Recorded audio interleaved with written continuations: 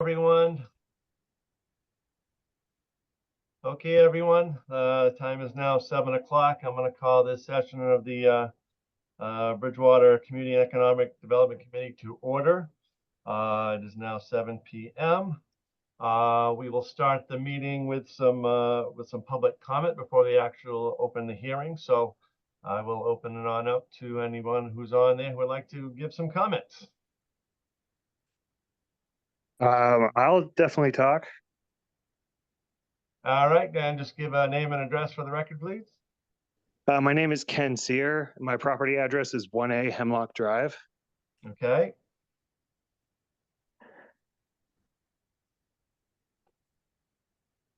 Go ahead, Ken. Yeah, so my concern, I just noticed that the Bridgewater ordinance for the ADUs restricted it to single-family homes in single-family districts. Is that correct? I believe that's what the recommendation was from the Yes. the committee as well, Planning from board. the planning board. So yes, that's what it says, and that's what mirrors the state law. So I actually have the state law pulled up in front of me, and it says that that is a unreasonable restriction. Okay. It says in under 760 CMR 71.03, number 3, it says unreasonable regulations. And then if you go down to number 9, it says a municipality may not prohibit the development of a protected use ADU in an existing structure or principal dwelling or lot due to nonconformance that could be used for or converted into a protected use ADU in conformance with the building code. I don't think that says what you think it says. I'm reading that. Yeah, Fred, hold on. This is just still public comments, so we'll address it when we get to the hearing. So I also reached out to the EOHLC who wrote this law, and they have a guideline. Let me see if I can pull it up right here. And it's for towns for drafting their bylaws. And it says, I have it highlighted here. It says specifically that it cannot be restricted. It has to be allowed by right in any duplex, triplex, or multifamily building. All right. Well, we'll take that into consideration. I don't have a paper version of what you're talking about, so you might have to submit it by email. But thanks for the comments, Ken. And then no problem. Is there, if you want to give more feedback in the open part of the hearing, we can hear from you again. Sounds good. Is there an email address that you have? kperry@bridgewaterma.org. Thank you very much. Any other people for public comment?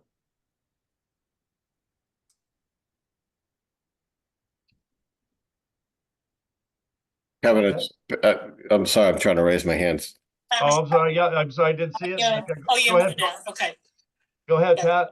So it's Pat Driscoll, 35 Stonehill Lane, in Bridgewater. Other folks like join. I don't know if you can mute that person. Yep.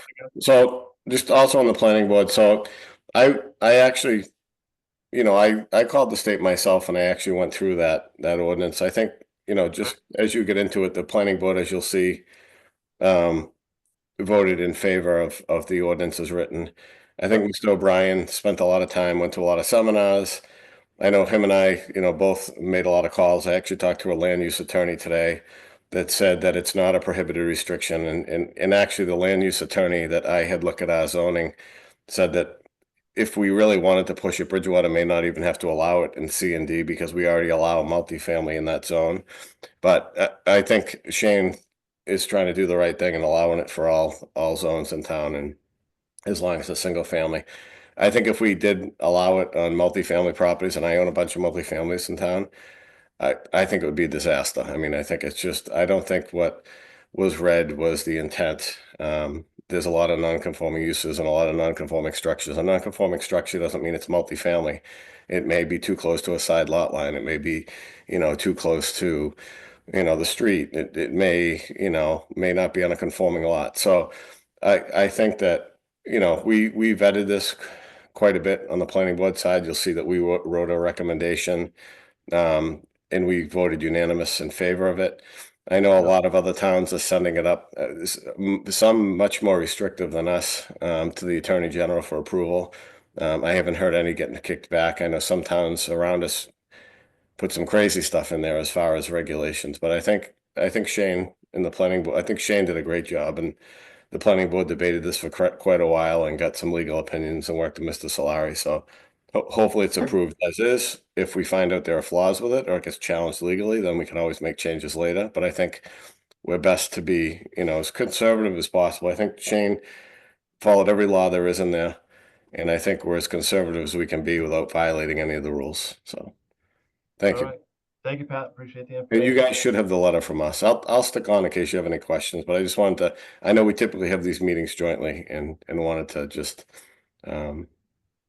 give you what we did. I think you have that letter as well. Yep, I do have it. Yep, thank you. Yep, we all have it in our packet. All right, thank you, Pat. Just to finish up public comment, anybody else want to make public comment at this time?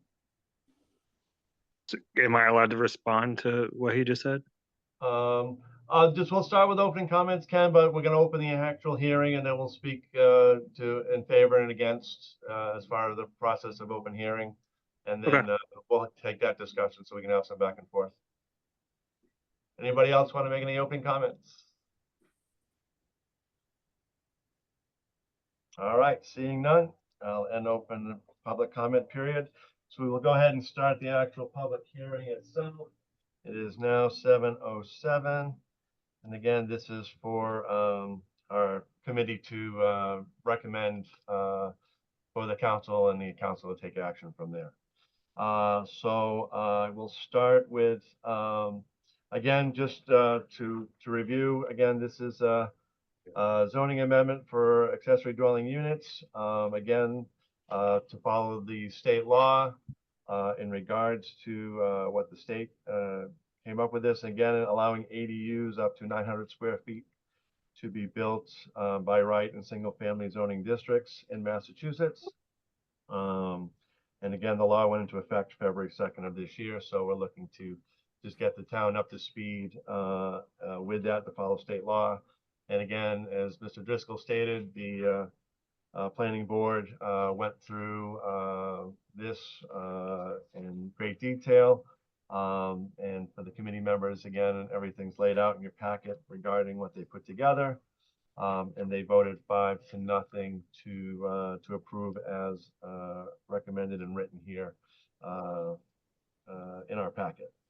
So I think those that are online are familiar with the ordinance as written. So I will open the discussion with asking any other further comments in favor of this ordinance.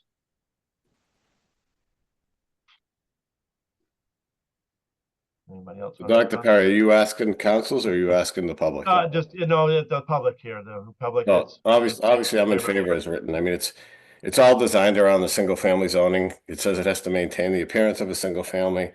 I think Shane did a great job right here. It tries to preserve the character of the town. So I'm in favor of it. All right, thank you, Pat. Anybody else speaking in favor? From the public, that is. Okay, seeing none, I'll move to public speaking against. Anybody like to speak against as written? Yeah, I will again. Go ahead, Ken. Ken's here. Yeah, I just want to reiterate that the law as written literally says a municipality may not prohibit the development of a protected use ADU in an existing structure or principal dwelling or lot due to non-conformance. And that's in what section, Ken? That is 71.03, section 3, labeled unreasonable regulation, and number 9. And like I said, I do have some supporting documentation from the EOHLC that says the same thing. The law, it refers to the principal dwelling, and under the definition of principal dwelling in the same law, it describes non-conforming structures as falling under that definition. Okay. All right, thank you for the information once again, and we'll take a look at it. Yeah, and I Anybody just else? wanted to Go say ahead, that Tom. it also says in the beginning of the law that, you know, municipalities may not impose unreasonable regulations. So that's why I was just pointing out that in the law, it literally defines unreasonable regulation as restricting it to just a single family home. Okay. All right, thank you for the information, Kent. Anybody else speaking against? Can I speak? Janet Hanson, Pleasant Street. Janet, go ahead. Yep. Sorry, I couldn't find I'm using my phone and I don't know how to do the raise your hand. I have a question. I tried to read it, but it's confusing to read, but a couple of things stuck in my head. I saw something about that it can be up to 5 feet from a property line. Did I read that correctly? Which I thought was odd, to have something be that close to a neighbor. Am I reading that right? And is there regulation? I mean, if somebody wants to build something, do the planning board and Concom, other committees have to review it to make sure it's done properly? Is that in there? Is that allowed? And, I just concerned that how close it can be to a property.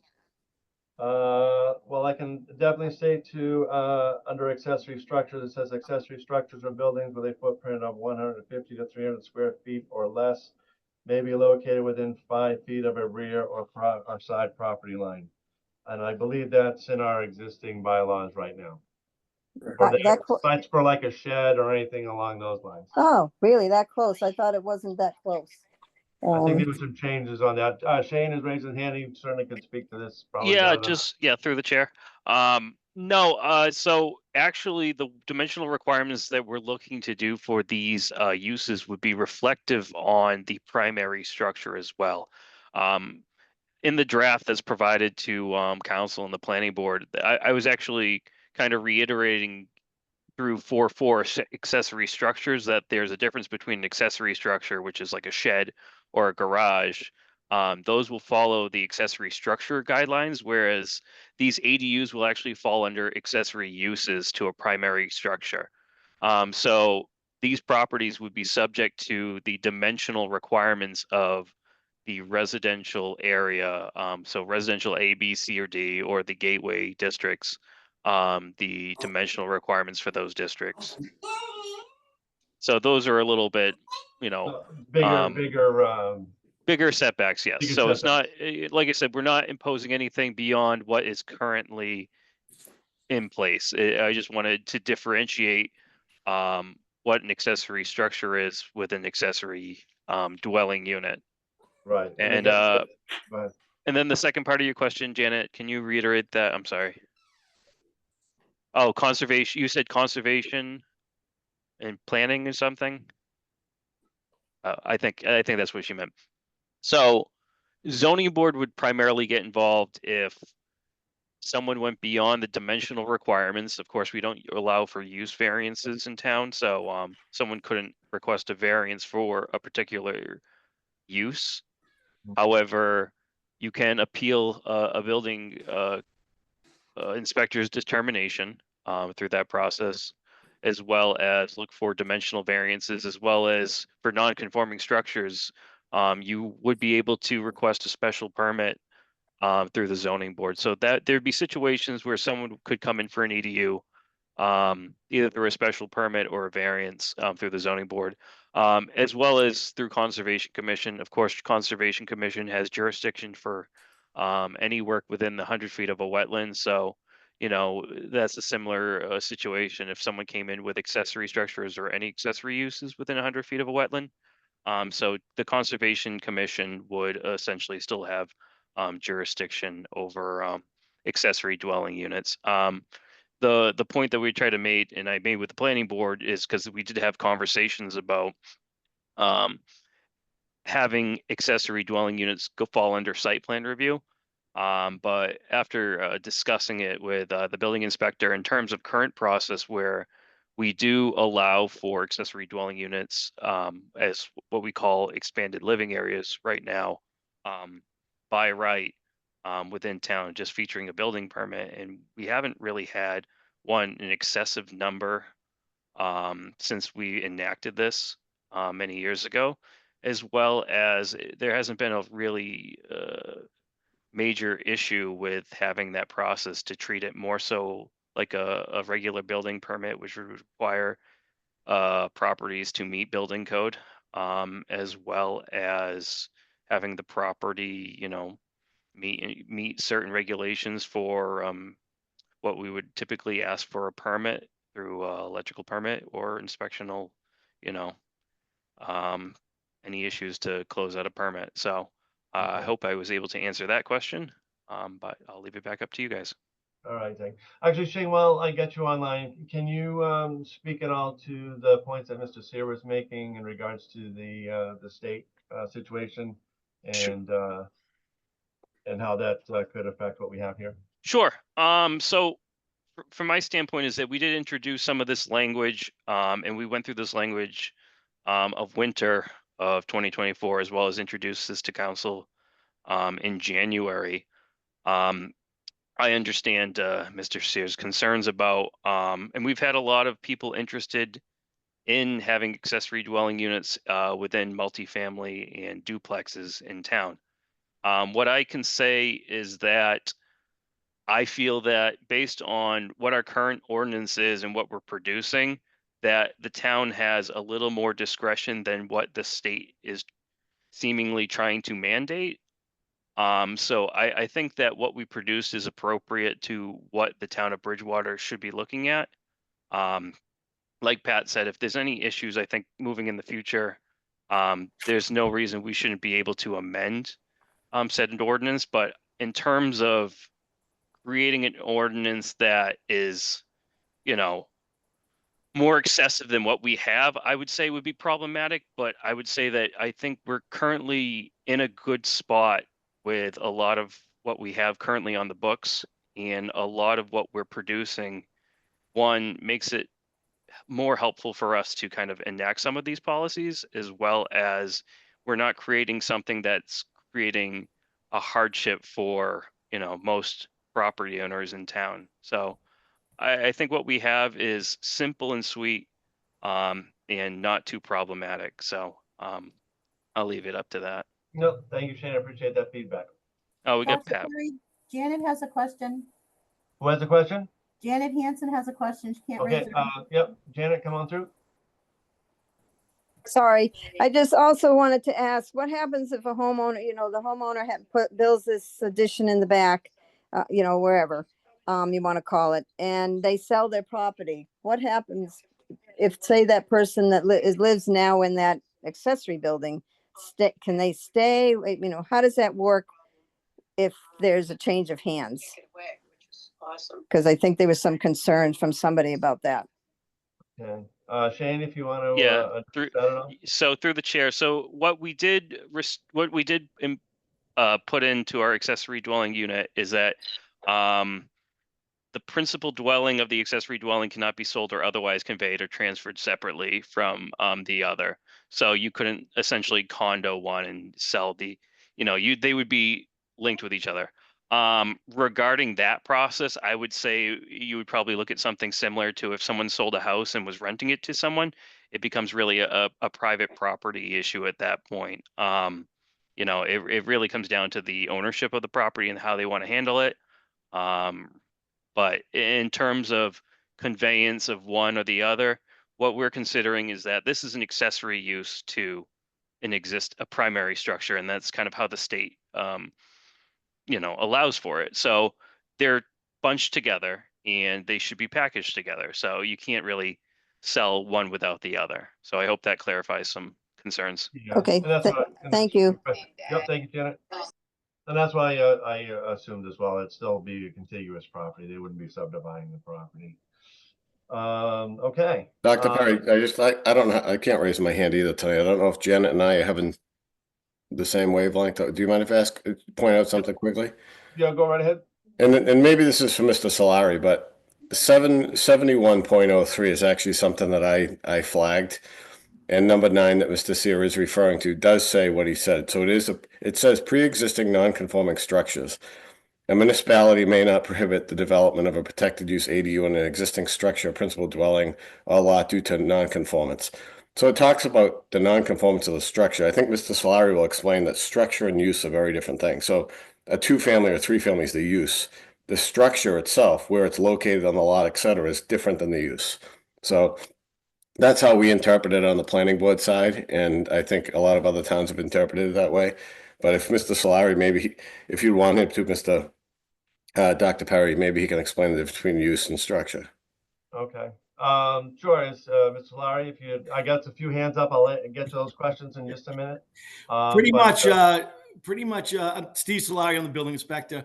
Pretty much, Pat pretty much stated more than, I mean, pretty much what I'd say. There wasn't too much, but yeah, he's right. You know, when people look at the zoning book, they look at, you know, there's non-conforming structures and non-conforming uses. And they need to separate one from the other. It's relatively simple when you look at it, because as you know, the use is how you're using the building, and the structure